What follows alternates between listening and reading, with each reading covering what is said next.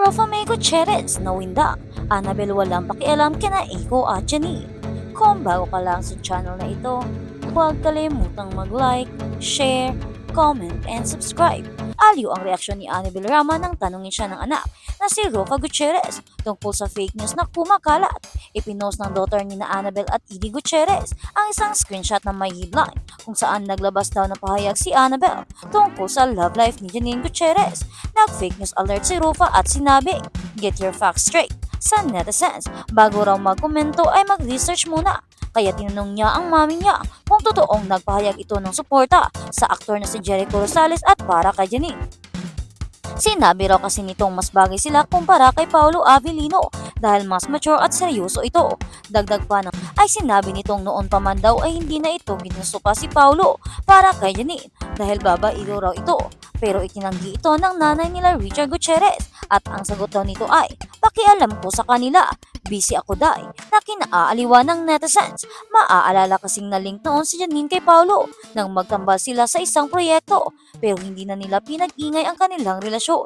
Kaya panawagan ni Rafa ay i-block at i-report ang account na nagpapakalat ng fake news. Ayon nga sa ibang netizens, ay maaaring mga traffic fan lang or toxic fan ang nagpapakalat nito at gusto lamang nito ng engagement para makakuha ng sangkatutak na comments at reaction sa post. Kaya huwag basta-basta maniniwala sa nabasa sa social media. At sa kabilang banda, Zainab Araki, alagang-alaga ni Bobby Reparts, tsaka yung dilig na tama. Kanya-kanyang hula ang mga netizens kung ano nga ba ang ginagawa ngayon ni Zainab Araki kay Bobby Reparts na hindi niya ginagawa noon. Pak na pak ang bagong vlog ng content creator na si Vay Cortez sa kanyang YouTube channel kung saan nakatsikahan niya ang kapwa vlogger na si Zainab. In fairness, mabilis naging trending video sa YouTube ang collab ni Vay at Zainab kung saan napakarami na namang revelasyon ng dalawang content creator at influencer. Ayon sa dalawang celebrity mom, 6 na taon na silang magkakaibigan at ang kadalasan na raw nilang pinag-uusapan ngayon ay ang kanilang pagiging nanay. Pero syempre naungkatan din sila tungkol sa past. Pinansin ni Vay ang kakaibang glow ngayon ni Zainab. Talaga raw mas nag-uumapaw ang kagandahan at kaseksihan nito ngayon. Mas iba yung pagka-blooming niya ngayon. Iba talaga kapag minahal ng tama. Naaalagaan ng tama, papuri pa ni Vay sa kaibigan. Yes, ang mabiling sagot naman ni Zainab, sabay hirit ng yes sa kayang dilig na tama, chari.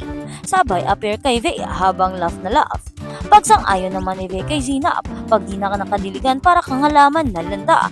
Pero ikaw, para kang bulaklak na nagbukas. Tama mismo ang pag-agree naman ni Zainab sa sinabi ni Vay na super happy din naman sa asawa ng si Kong TV. Biglang uling humirit ang magkakaintrigang tanong si Vay kay Zainab. Ginagawa na raw ba nito ang ayaw na niyang gawin dati? Diretsa ang sagot ni Zainab, "Ginagawa ko na, ha ha ha." Pero hindi na sinabi ng actress at vlogger kung ano ang kanyang tinutukoy. Guess-guess na lang daw, ilang linggo na ang nakakaraan nang mag-propose si Bobby kay Zainab.